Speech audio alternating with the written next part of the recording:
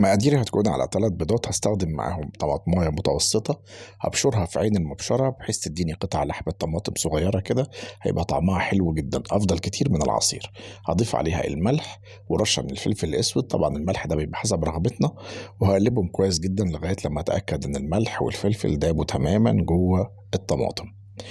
في الفترة دي بكون مجهز معايا بقى الطاسة بتاعتي، وهنزل دلوقتي على البيض بمعلقة كبيرة من الحليب هنا وظيفته بيقلل أي إحساس بالزفارة أو الزنخة، وفي نفس الوقت بيدي قرمشة حلوة جدا للبيض. لما بيتحمر بيديله قرمشة جميلة جدا من تحت. بقلب البيض بتاعي كويس جدا أو بربه لغاية لما يمتزج تماما مع الحليب. بعد كده بعلي النار بتاعتي زي ما احنا شايفين، وخطوة مهمة جدا إن النار بتاعتي تكون عالية.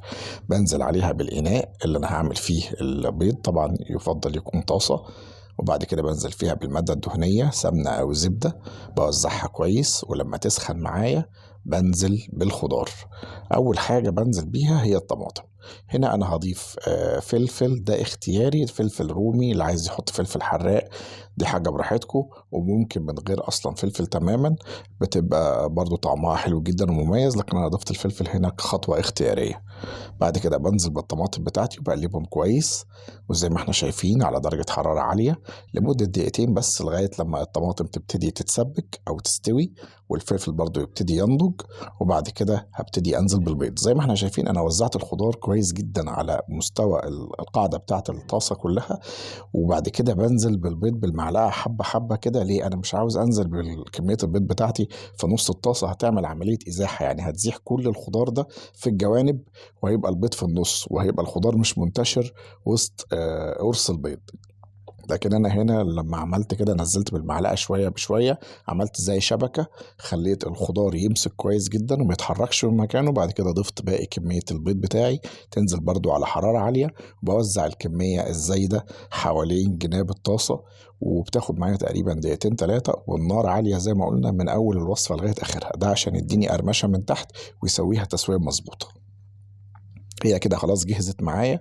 ودلوقتي تعالوا نعمل مع بعض بقى صوص جميل جدا ينفع يتاكل جنب حاجات كتيرة قوي. هجيب فص توم مهروس او مفروم، وبنزل عليه بنص معلقة صغيرة من توابل الشرق الأقصى، أو التوابل اللي هي بتبقى بتاعة البطاطس، موجودة هتلاقوها عند العطارين أو هتلاقوها في السوبر ماركت. بنزل عليهم بمعلقة صغيرة من الزيت أو كمية مناسبة تخليني أقلب الخليط ده كله ويتحول معايا إلى معجون زي ما هنشوف دلوقتي. قلبته كويس جدا لغاية لما اتحول لمعجون. بعد كده بنزل عليه بمعلقة كبيرة من الكاتشب، وبعد كده 3 معالق ل4 معالق كبار من المايونيز، وبقلب الخليط ده مع بعض. الخلطة دي أو الصوص ده بقى ينفع يتاكل جنب حاجات كتيرة جدا. احنا هنا هناكله مع البطاطس، ممكن ناكله جنب التونة، ممكن نحطه جنب أي مقليات، فرايد تشيكن، أسماك، ينفع مع حاجات كتيرة جدا، وطعمه حلو ومميز. جربوه هيعجبكم جدا إن شاء الله. احنا بنحاول نعمل افتكاسات جديدة جنب الأكل بتاعنا تديله طعم وتديله شكل مختلف. جربوه مع البطاطس، وعلى فكرة طريقة البطاطس احنا عملناها قبل كده على القناة، هسيب لكم الرابط بتاعها في صندوق الوصف. ازاي تطلع البطاطس بتاعتنا مقرمشة من بره وهشة من جوه، وزي بتاعة المطاعم بالظبط. لو عجبكم الفيديو بقى ما تنسوش تعملوا لايك، والى اللقاء ان شاء الله في فيديوهات جديدة على قناتكم، قناة الشيف محمد شحاتة، مع ألف مليون سلامة.